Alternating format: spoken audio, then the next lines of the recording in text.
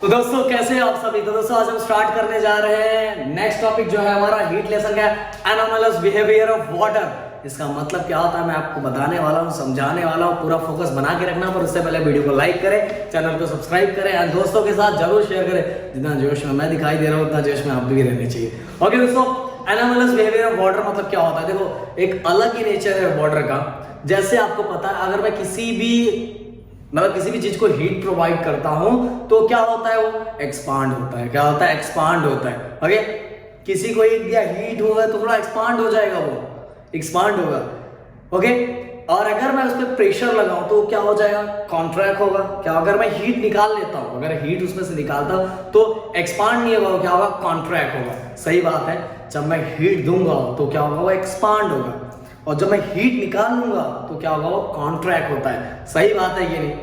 अगर मैं मान लो जनरली किसी भी चीज को ले लो यार, अगर किसी भी चीज को मैं हीट का अगर प्रोवाइड कर रहा हूं तो क्या होता है? वो एक्सपांड होता है, एक्सपांड होना स्टार्ट होता है। अगर मैं हीट निकाल लेता हूं तो क्या होगा? कॉन्ट्रैक्ट। ये तो नेचुरली ये चीज है, बट वाटर थोड़ा अलग है।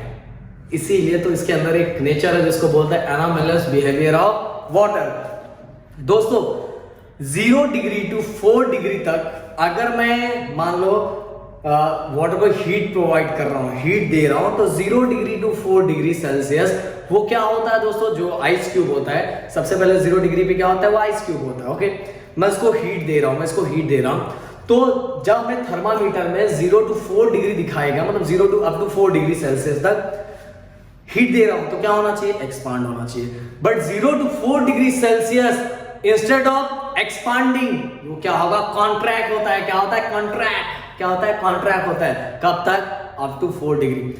1 डिग्री सेल्सियस में थोड़ा कॉन्ट्रैक्ट हुआ, 2 डिग्री पे और कॉन्ट्रैक्ट हुआ, 3 डिग्री पे और कॉन्ट्रैक्ट हुआ और 4 डिग्री पे और कॉन्ट्रैक्ट होगा। मतलब दोस्तों अप टू 4 डिग्री सेल्सियस पे जो हमारा आइस क्यूब है, आइस से वाटर जो बनने का प्रोसेस है, ये थोड़ा उल्टा चलता है। क्या चलता है? उल्टा चलता है अप टू 4 डिग्री सेल्सियस तक। 1 डिग्री, 2 डिग्री, 3 डिग्री, 4 डिग्री, मतलब 0 डिग्री टू 4 डिग्री अगर हम हीट उसको सप्लाई करते हैं तो क्या होगा? वो एक्सपांड नहीं होगा। क्या होगा? कॉन्ट्रैक्ट होगा। इंस्टेड ऑफ एक्सपांडिंग वो क्या होने वाला है? कॉन्ट्रैक्ट होने वाला। कब तक? Up to 4 degree Celsius. जैसे वो 4 डिग्री के ऊपर जाएगा दोस्तों तो नेचुरली जो होता है हीट उसको और मिलेगा, तब वो क्या होगा? एक्सपांड होगा। क्या होगा? एक्सपांड होगा। ध्यान देना, ध्यान से सुनना, ध्यान से एकदम। Up to 0 to 4 degree Celsius क्या चेंज होने वाला है? इसी को तो बोलते हैं anomalous behaviour of water. Ice cube है, आइस क्यूब को मैंने हीट दिया, जहां में थर्मामीटर में 4 डिग्री सेल्सियस दिखाई देगा, जैसे जैसे वो मेल्ट होता जा रहा है तो अप टू 4 डिग्री सेल्सियस उसको क्या होना चाहिए? एक्सपांड होना चाहिए था ना, एक्सपांड फैलना चाहिए था, बट वो क्या होगा? कॉन्ट्रैक्ट होगा। बट 4 डिग्री सेल्सियस के बाद वो ऐसे ही होगा जैसे नॉर्मली सबका होता है कि जैसे एक्सपांड होता है तो एक्सपांड होगा। बट 0 टू 4 डिग्री क्या होगा? जब हीट देंगे तो क्या होगा? कॉन्ट्रैक्ट होगा, एक्सपांड नहीं होगा। ओके, ये बात याद रखना, ये बात याद रखना जरूरी है। ओके, और इसी को तो बोलते हैं anomalous behaviour of water. 4 degree के बाद नॉर्मली, और इसका फायदा है, इसका यूज बहुत है दोस्तों। इसको मैं आपको एक्सप्लेन करने वाला हॉब्स ऑपरेटर्स में।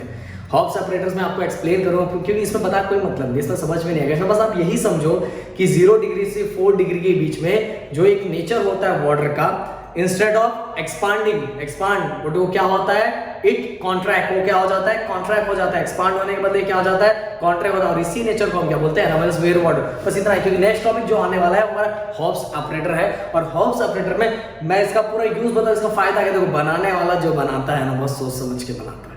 ओके, हर चीजें बहुत सोच समझ के बनाता है। ये हमने कान यही क्यों रखना था, बाल ऐसे ही क्यों रखना था, तो बहुत सोच समझ के बनाता। तो ये जो नेचर इसके अंदर दिया, इसका बहुत फायदा है। एक एग्जांपल दे देता हूँ, एग्जांपल मैं एक्सप्लेन नहीं करूँ तो एग्जांपल दे देता हूँ। आपने देखा होगा बहुत जगह कि जैसे विंटर सीजन में कश्मीर में चले जाओ, वहां देखोगे फिश आराम से नीचे तैरते रहते हैं और ऊपर पूरा आइस का लेयर रहता है, स्लैब हो जाता है पूरा आइस का, बट वो अंदर आराम से तैरते फिरते घूमते फिरते रहते हैं। तो यही तो फायदा है, यही एनोमलस बिहेवियर ऑफ वाटर है। समझाएंगे, बट आपको बस आज के लिए बस इतना ही समझना है। If we heat water from 0 degree up to 4 degree Celsius, it contract instead of expanding. वो क्या होगा? कॉन्ट्रैक्ट होगा। होना क्या चाहिए? एक्सपांड, और होता क्या है? वो कॉन्ट्रैक्ट होता है। Okay, at 4 degree Celsius it's volume is minimum, सबसे मिनिमम जो वाटर का वॉल्यूम सबसे कम कहाँ रहता है, 4 डिग्री सेल्सियस पे, क्योंकि 1 डिग्री पे थोड़ा कॉन्ट्रैक्ट हुआ, वॉल्यूम कम हो रहा है ना, वॉल्यूम कम हो रहा है। 2 डिग्री पे और कम हुआ, 3 डिग्री पे और कम हुआ, 4 डिग्री पे और कम हुआ। सही बात है, इसीलिए 4 डिग्री सेल्सियस पे उसका वॉल्यूम क्या होता है, वॉल्यूम क्या होता है, सबसे लेंथ विड्थ एंड हाइट सबसे क्या होता है, कम होता है। और जब जिसका वॉल्यूम कम होगा उसका डेंसिटी क्या होता है, वॉल्यूम कम है तो डेंसिटी क्या हो जाएगा, ज्यादा हो जाएगा दोस्तों। वॉल्यूम कम है तो क्या हो जाएगा, डेंसिटी ज्यादा हो जाएगा। चलो बस इतना ध्यान रखो, आप ज्यादा कंफ्यूज मत हो जाओ। 4 डिग्री सेल्सियस पे क्या होने वाला है, वॉल्यूम 4, इसीलिए चलो बात में 0 डिग्री सेल्सियस पे आइस बनता है कि नहीं।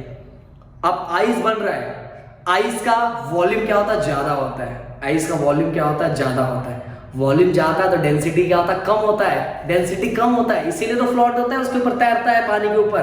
पानी के ऊपर आपने आइस क्यूब को रख दो, तैरेगा आराम से, क्योंकि 0 डिग्री सेल्सियस पे वॉल्यूम क्या हो जाता है, कम हो जाता है। ज्यादा कहां होता है, 4 डिग्री सेल्सियस। 4 डिग्री सेल्सियस पे वॉल्यूम क्या होता है, उल्टा बोल दिया, गड़बड़ कर दिया।